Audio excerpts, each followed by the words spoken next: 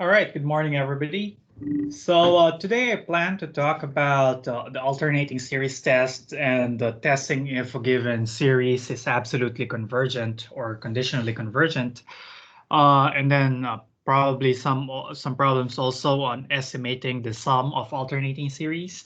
But I would like to know if you are good with the ratio and the root test already. Because some students in my previous class have a bunch of questions about the ratio and the root test. How about you guys? Are you good with those two tests? And can we proceed to the AST and absolute convergence?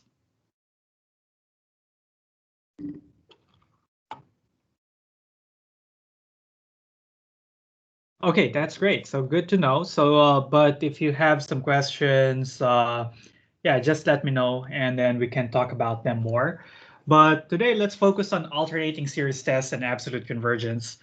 Let me just give you a quick recap about the AST. So alternating series test or AST, this has two conditions. So uh, maybe we consider the series of the form -1 to some power a sub n. So here I'm calling a sub n to simply the of negative of the given series. So here we -1 to the power n can be replaced by something. Hold on.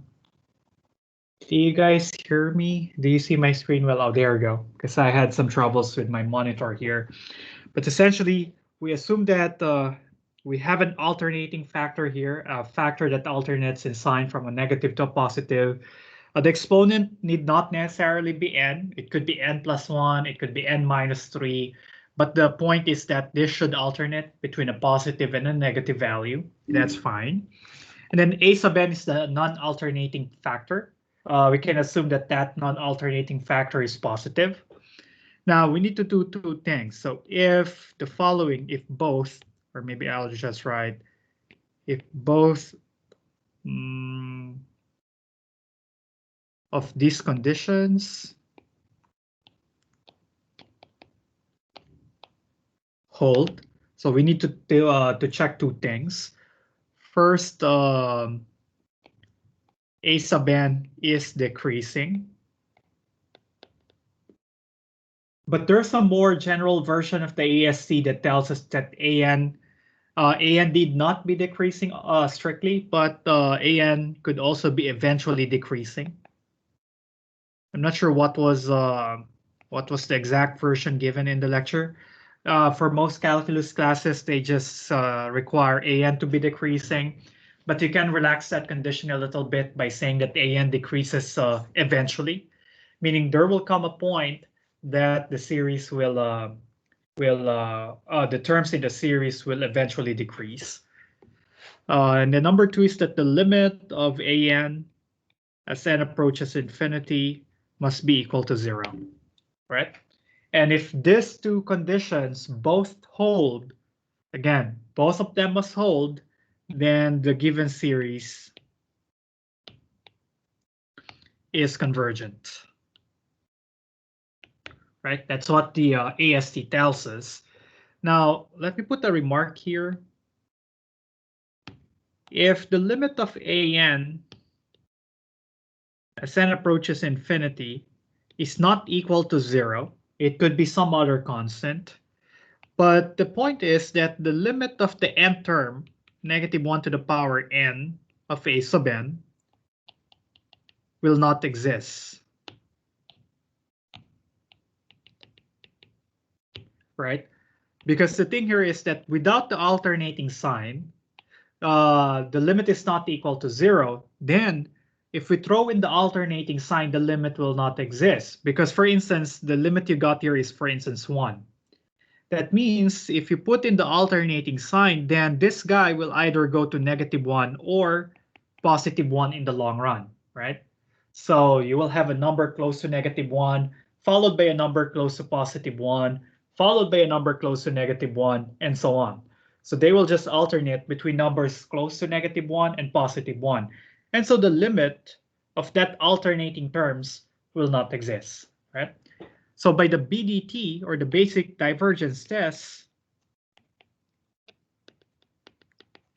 the series -1 to the power n of an is divergent, right?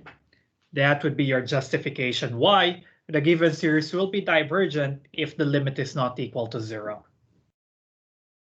Okay, so just to clarify, if the limit is not equal to 0, you can say that the series, the alternating series, is divergent because of the basic divergence test and not by the AST, because the AST will only apply if if these two conditions are both met. Okay, I hope that's clear. Let's see some examples. So I have in worksheet 18 exercises from the textbook.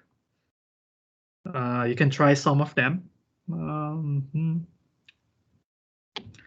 But I'll work on some examples I lifted from the Lamar tutorials that I shared with you last time. Let's start with this series -1 to the power n of n squared over n squared plus 5. Okay, so obviously this is alternating because of this factor here, right? That alternates in sign. So we can try AST. And again, for AST to apply, we need two conditions, right? But condition number 2 is much easier to check rather than condition 1 for complicated terms in the series. So I usually start my AST by checking the second bullet, or checking condition 2. That is taking the limit of the positive factor. So in this case, I'll start with that. Take the limit of n squared over n squared plus 5 as n approaches infinity, right? And obviously here, the numerator is degree 1, the denominator is the numerator is degree 2, the denominator is degree 2 as well, so the limit would be the ratio of their coefficients, so it's going to be 1, which is not equal to 0. So that means AST won't apply. So the alternating series test is inconclusive, but if you take the limit of -1 to the power n squared over n squared plus 5, it won't exist.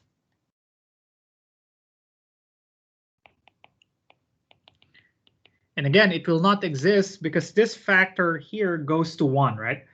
But if you throw in the alternating sign, then the terms here will look like an alternating versions of +1, -1, +1, -1, and so on. So the limit won't exist. So by the BDT, the given series diverges.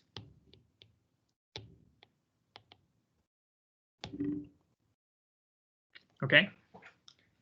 So in the FRQ, in the exam, or in the homeworks, I'll be looking for something that looks like this, right? So please justify your statements, right?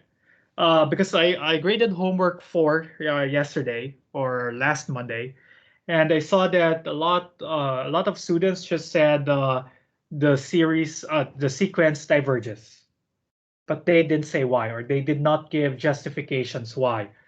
There are sometimes they are asked to use the basic divergence test to test for the convergence or divergence of some series, right? So they just said in their homework, it is divergent, nothing else. I am thinking they might have they might have done the basic divergence test on their heads, but we cannot go into your individual heads, right? So we need to see something on paper and to justify that you did some work. And actually, what I'm just looking for is this phrase. Show me that you computed the limit. Actually, you need not show me that you computed the limit, but you can just write this statement. You can use L'Hopital's, but we have a shortcut, so you can take advantage of that shortcut. So this statement suffices to say that the BDT doesn't apply for the sum of n squared over n squared plus 5. Or the AST won't apply because the limit is not equal to 0. Okay, and then you'll need to tell me that okay, I know that the given series will diverge, but why? Because of the basic divergence test. So make sure to include justifications like this in your FRQ or in your homeworks. It need not be a very lengthy explanation, just something to this tune, then you should be fine. All right. Okay, let's try another one. Oops. Let's try this.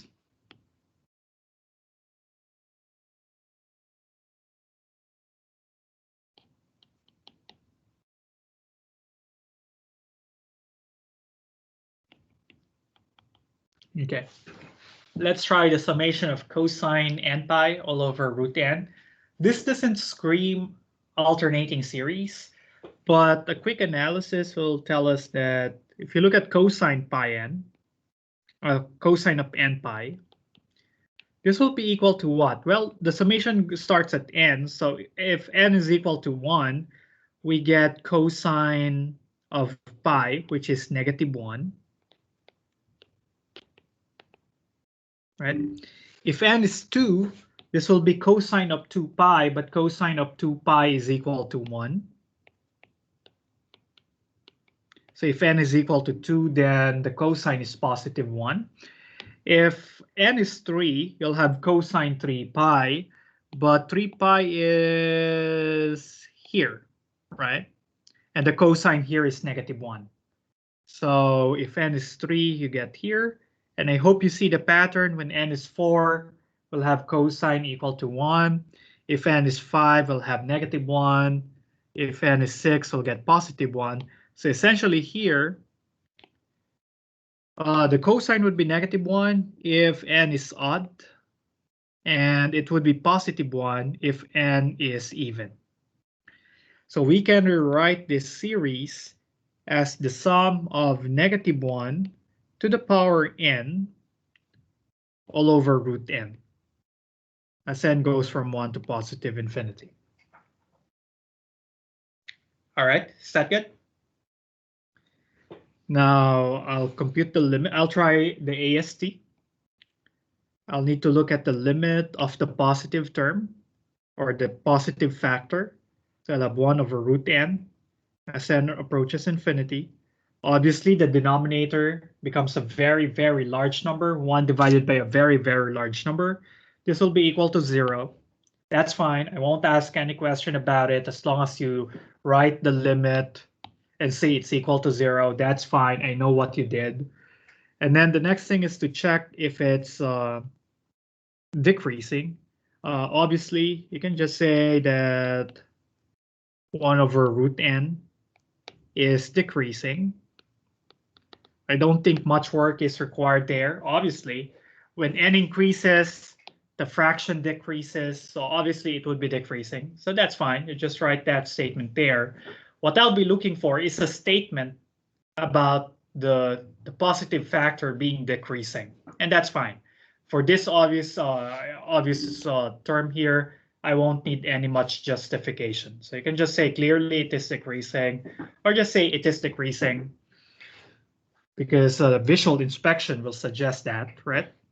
So both conditions are met. Then we can say that the series cosine n pi all over root n and going from 1 to +infinity is convergent by the AST or the alternating series test. All good?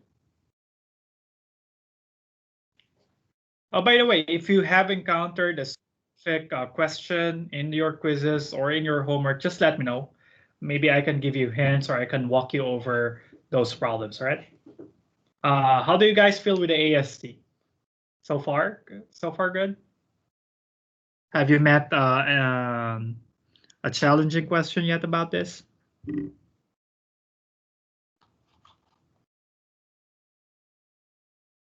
Yeah, better than the other sections. Well, yeah, because I think the this test. Oops. Yeah, my internet connection is going up and down.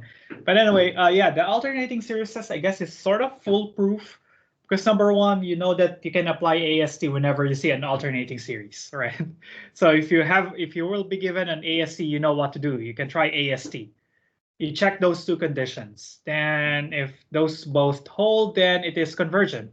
If the limit is not equal to 0, then it would be divergent by the basic divergence test. There could be some complications if AN is not increasing or not decreasing, but in Cal 1, we rarely encounter them. Hopefully we'll see some, but in the exam, hopefully you don't. So let's try one more. Let's see. Maybe this is one that I will be looking for a little bit more work insofar as checking condition 1 is concerned. Oops, I'm changing the variable to K.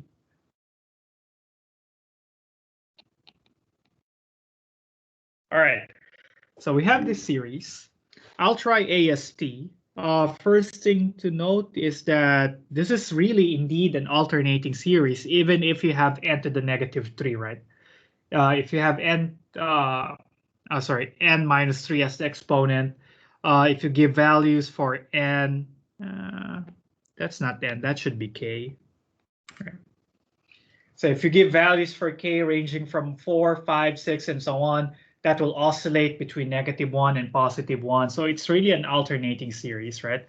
So first thing to do is to take a look at the limit of the positive factor, root k over k plus 4. As k approaches infinity.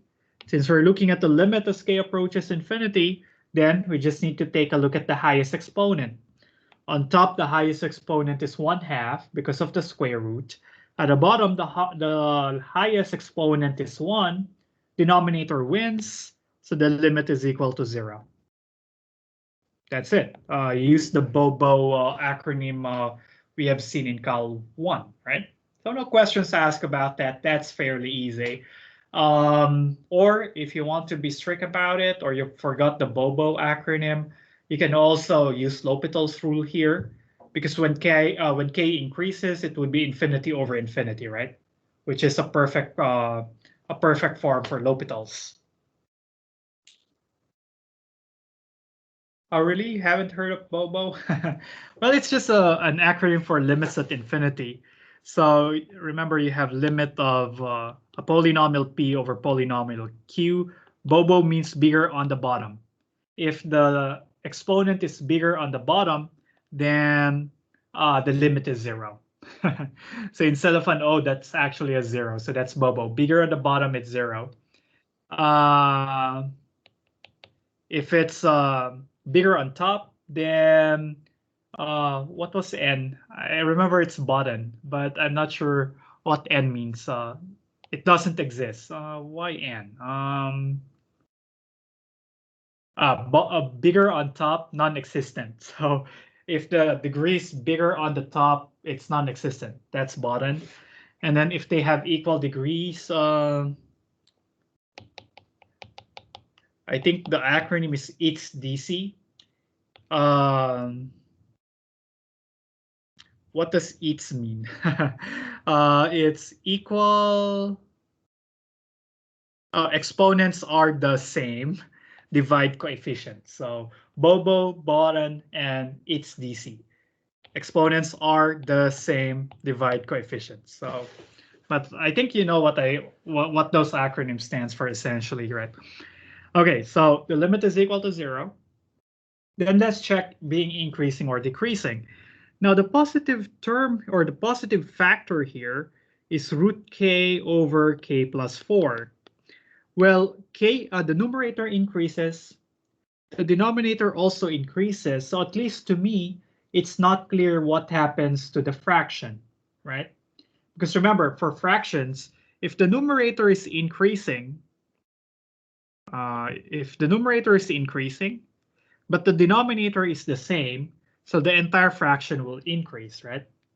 Well, if the numerator remains the same and the denominator increases, the value of the fraction decreases, right?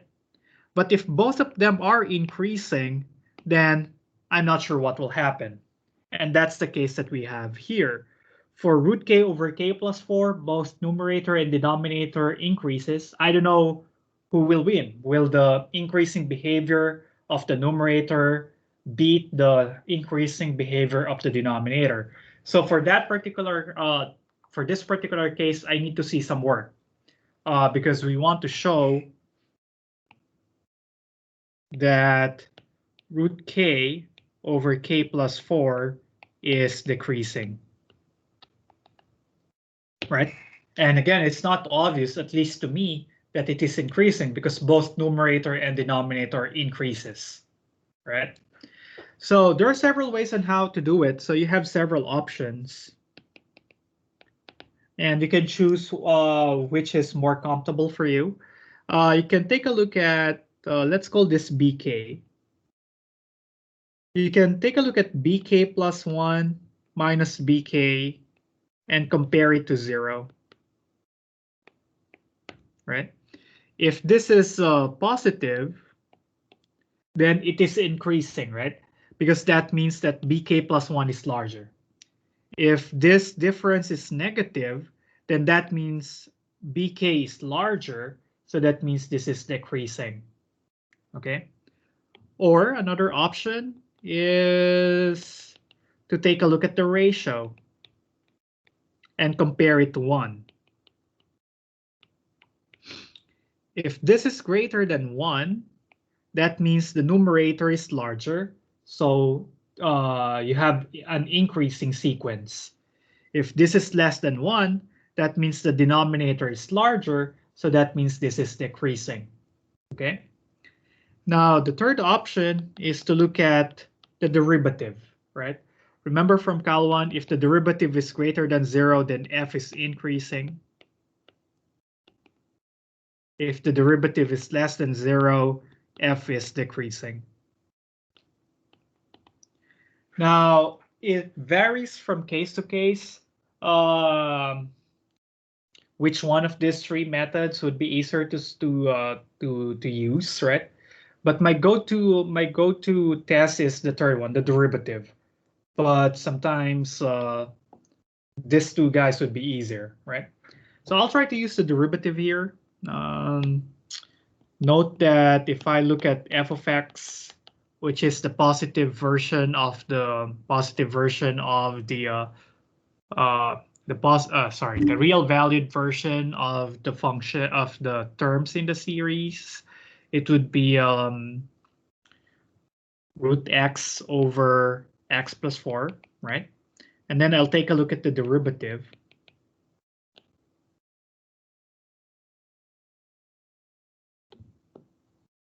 So f prime of x, I'll need to use the quotient rule, low squared, low, derivative of the high, minus high, derivative of the low. And then you can simplify it as x plus 4 over 2 root x minus root x all over x plus 4 squared. Well, it's not yet obvious if it's positive or negative, but if I simplify the fraction on top, I'll have x plus 4 minus 2x all over 2 root x all over x plus 4 squared.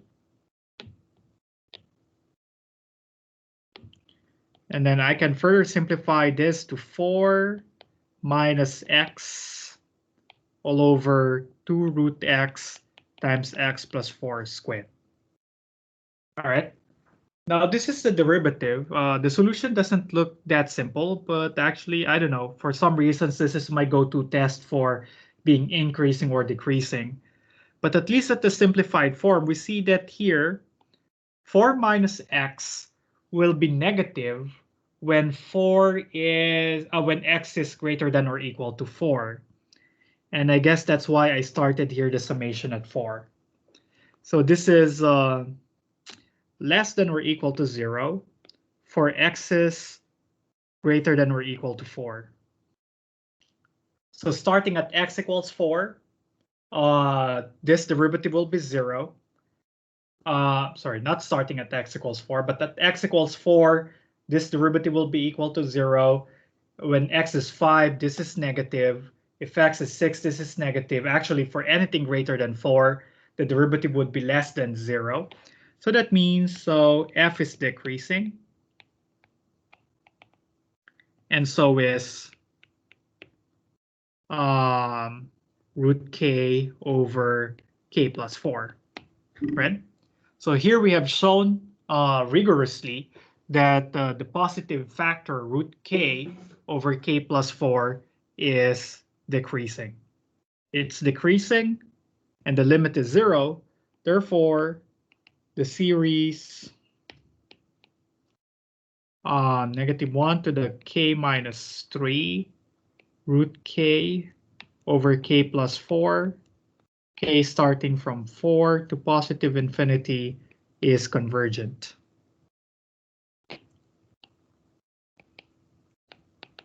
By the AST. Usually the trickiest part for the alternating series test is really establishing that the magnitude of the terms are decreasing. Right? Sometimes it's obvious, but sometimes you need to do it more rigorously like this.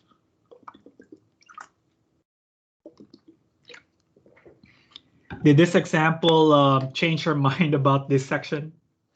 But I guess it's still better than the other sections because as long as you have an alternating series, then AST or the BDT will give you a conclusion. Okay, is that good? Do you guys still follow? Maybe I can give you one last example about AST, unless you have questions. Okay, let's try this one. Sum of -1 to the n minus 1, ln n over n. N starts from 3 to positive infinity.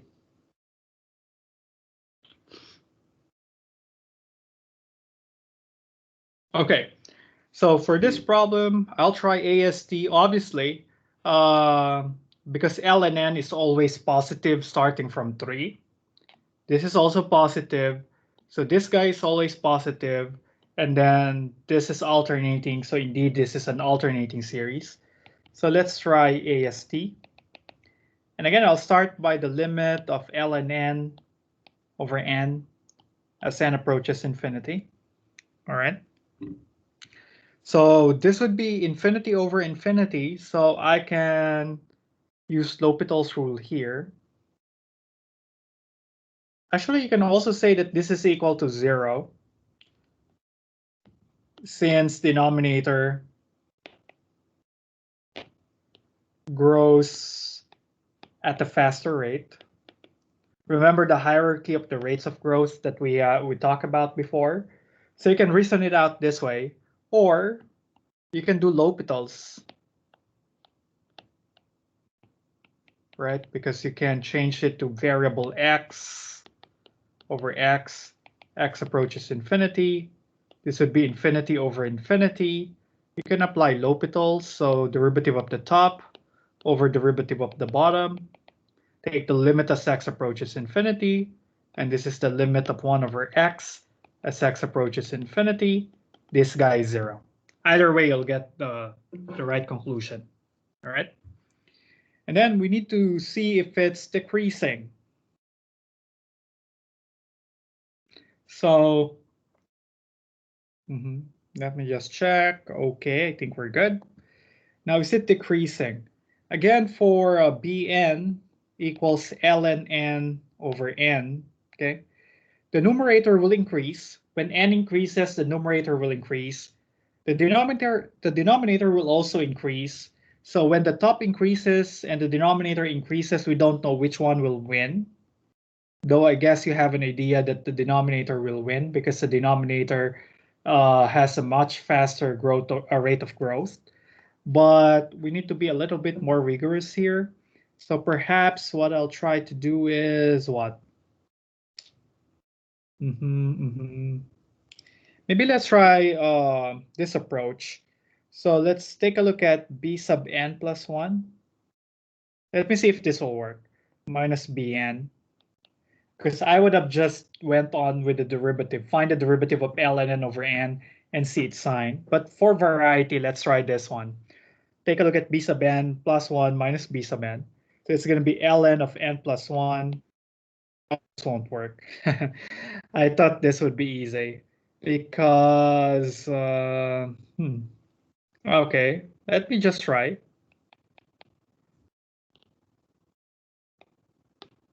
Okay, and then we'll have n, ln of n plus 1 minus n plus 1, ln n all over n times n plus 1. We want to see if this is positive or negative. I'm not sure if it's obvious, but let's see. We can write it as ln of n plus 1 raised to the power n minus ln times n to the power n plus 1 all over n times n plus 1. And then I can write it as what?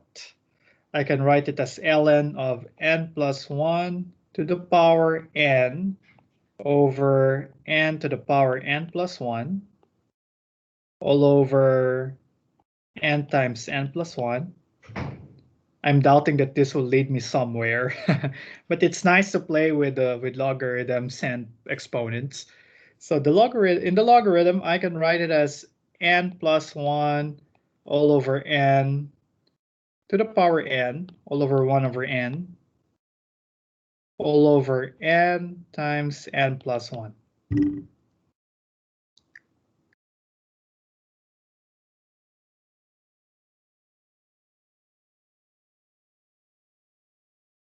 All right. And then let's see. I can write it as what? I can write it as ln of n plus 1 all over n to the power n plus ln of 1 over n all over n times n plus 1. So I used loss of logarithms here again. Oh, hold on, let me fix something.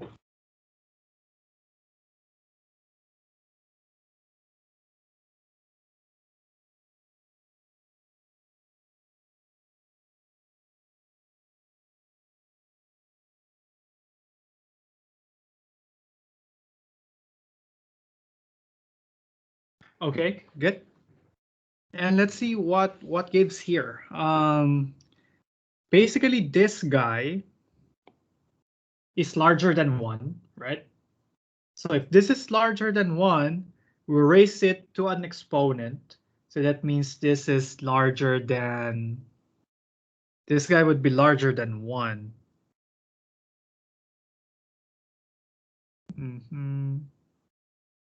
Oh, it seems that, did I do something wrong here? I guess.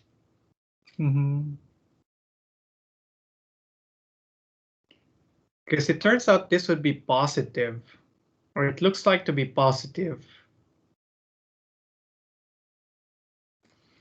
Because this guy is something larger than 1. So this guy is positive plus something that, but this is negative. 1 over n is negative. So I'm not sure which one wins on the top. Will it be positive or negative? I'm sure that the denominator is positive because it's the product of two positive numbers, but this guy will be negative because inside the natural log is a fraction, and fractions is negative ln. So I'm not sure which of these two guys will win. So this is one instance, I guess, that bn plus 1 minus bn is not a good test for being increasing or decreasing. But it's nice to review this loss of exponents. So let me try another route. Perhaps look at the derivative again. Again, this is my go-to technique because I guess often we get a conclusion out of taking a look at the derivative. So if this is my function f prime would be x squared, low derivative of the high minus high derivative of the low.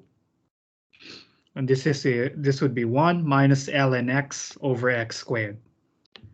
No problems with the denominator. The denominator is always positive. Now, 1 minus ln x will most likely be negative because ln x will eventually be greater than 1.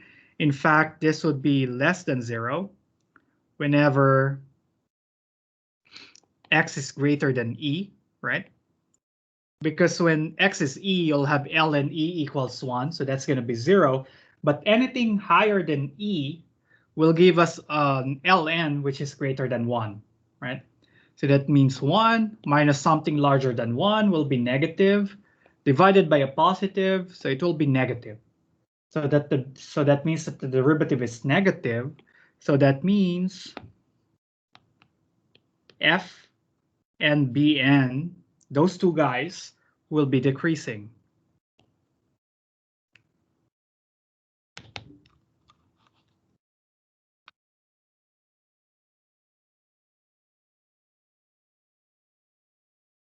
And then we already have shown before that the limit is equal to 0. So both conditions of the alternating series test are met. So we can say that the given series converges.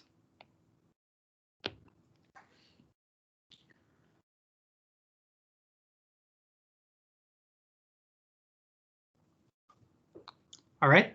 Any questions, concerns, clarifications, violent reactions? Are we all good? Okay. If there are no adverse reactions, let's go to the next set of exercises. Now, maybe I could mention the estimation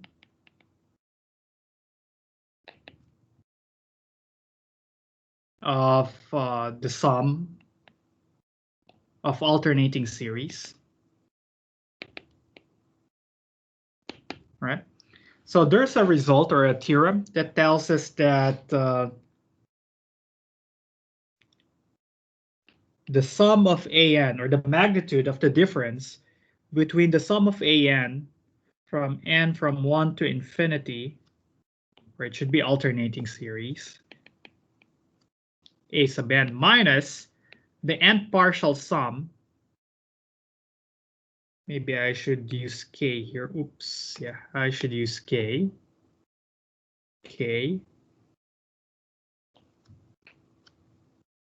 And the nth partial sum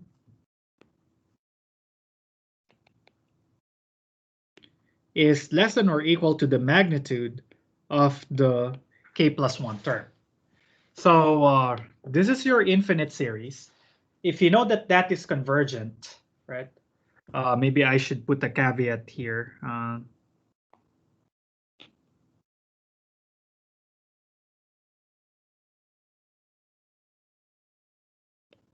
So this will only work for convergent alternating series, right?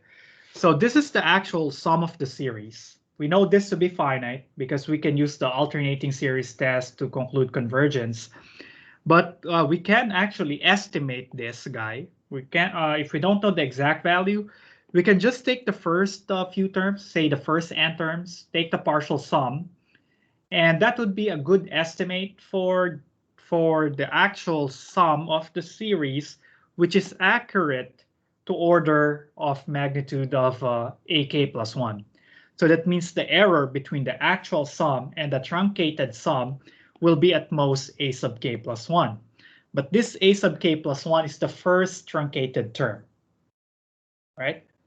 Perhaps it might be easier to look at the concrete examples. So for instance, check if the following converges. If so, then give an estimate for the sum that is accurate to 2 decimal places.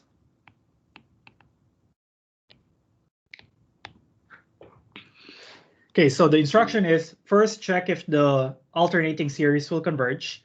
And if it is convergent, then we need to give an estimate for the actual sum of the series that will be accurate up to 2 decimal places. And for that, we will use this error estimate or this estimation result.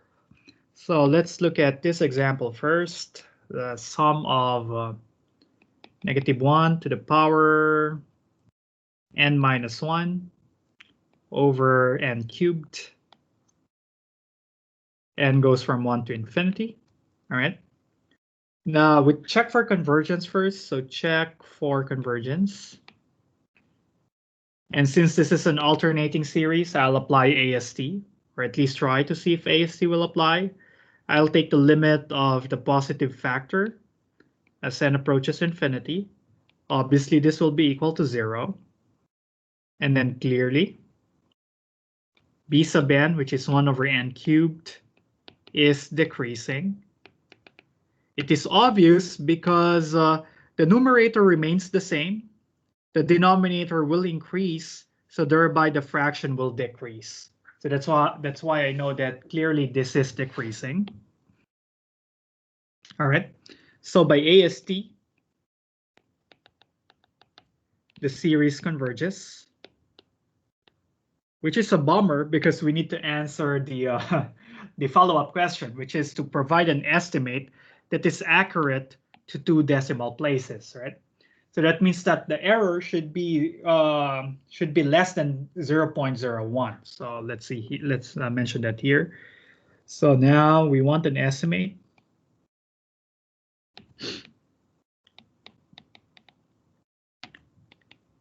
that is accurate within 2 decimal places, or 0.01, or 1 over 100, right? So how do we do that? Well, we take advantage of this result that tells us that the error is bounded above by the magnitude of the first truncated term, right?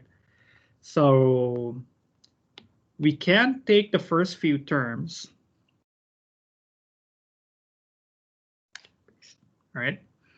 So we want an estimate for this. So I'll use the approximate, the symbol for approximation here, right?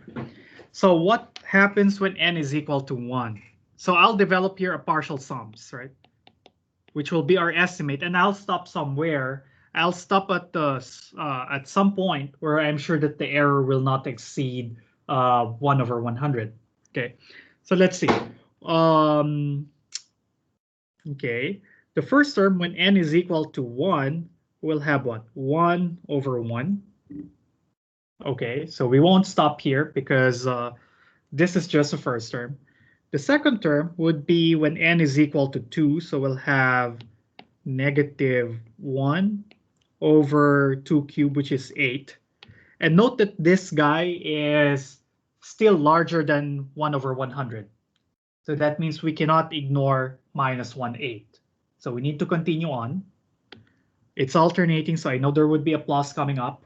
Plus 1 over, what will we have here? We'll have n equals 3. 3 cubed is 27. Now 1 over 27 is still larger than 1 over 100, so I cannot ignore 1 over 27. Because the error tells us here that the error would be at most the first ignored term. So I cannot ignore 1 over 27 because it's larger than 1 over 100. So I'll need to move on. -1 over 4 cubed, which is 64. Is that right? 4 times 4 times 4 is 64. And again, 1 over 64 is still larger than 1 over 100. If I will ignore 1 over 64, then the error would be, according to our estimate, would be the something smaller than 1 over 64, which could be larger than 1 over 100. So I cannot truncate here. What happens when n is 5? When n is 5, we'll have 1 over 5 cubed. But what is 5 cubed? 5 cubed is 125. Oh, but this guy, 1 over 125, this is smaller than 1 over 100, right? So the theorem that we listed earlier tells us that the error would be at most the first truncated, the first ignored term. So here, if I will ignore this guy, that means that the error will not be more than 1 over 125, which is fine because our error threshold is 1 over 100. So that means I can ignore this, right? Because I know that the error would be at most 1 over 125. So this would be my estimate for this summation. And I'm sure that that estimate will have error, which is better than 1 over 100, or in particular, actually, it's much better than 1 over 125. So let me just use a calculator to find a value, though you might not be, if you're not allowed to use calculators, then that's fine. You can leave your answer as a fraction like this.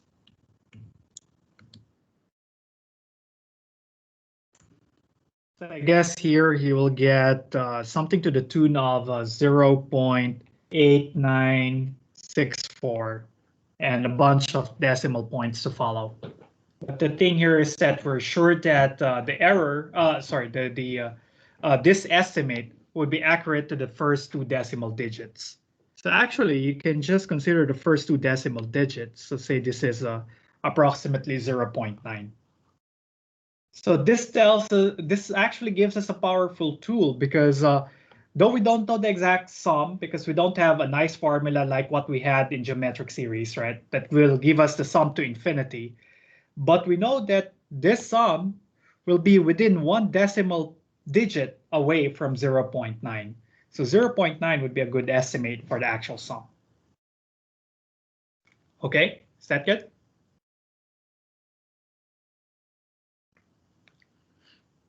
Or do you want one more example about this? I hope the explanation makes sense. The way I explain this is a little bit different from the statement of the results. So yeah. Okay, let's see. I have here a very similar one. So let's use one of the previous problems that we have. Say what? Okay, we know this guy converges.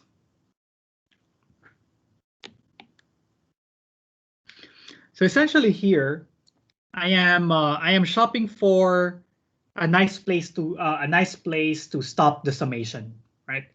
Because if I will ignore that particular term, I know that the error would be at most that value. So I want to truncate the summation at some point, right? So this series we have shown before that this is convergent. It was shown before to be convergent, right? So we can just estimate it using its first few terms.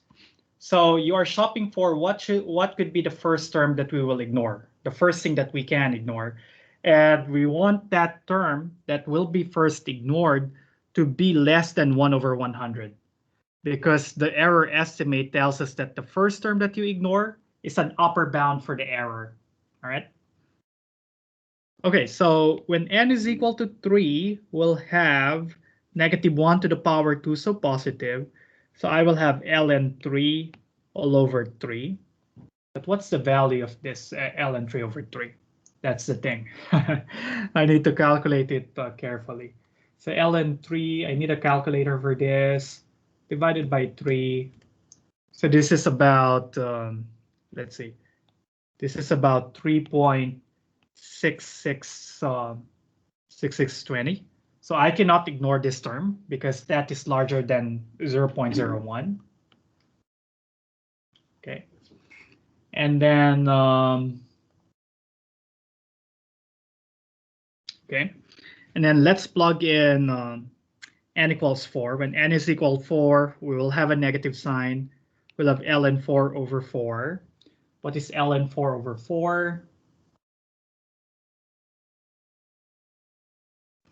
So ln 4 over 4 would be about 0.346573. So we cannot stop here because if we will ignore this guy, that means our error is at most 0.34, which is not good for us. We want the error to be just 0.01 or below, right? So we need to continue on and see what is ln 5 over 5. ln 5 over 5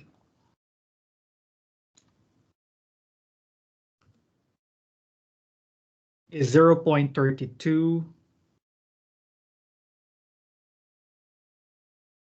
So I cannot ignore it. Actually, I think I made a mistake here. I forgot to divide this by 3. Let me see. Did I divide that by 3?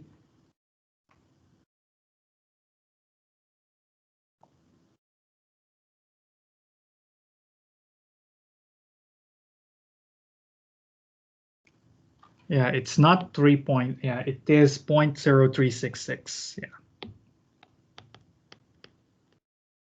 Okay, so yeah, let's see. Okay, and then you'll just continue. Solve for ln 6 over 6. That would be 6. I think this would be a long while before we get the final answer. So let's see. 6 ln divided by 6. Yeah, because this would be 0.2986.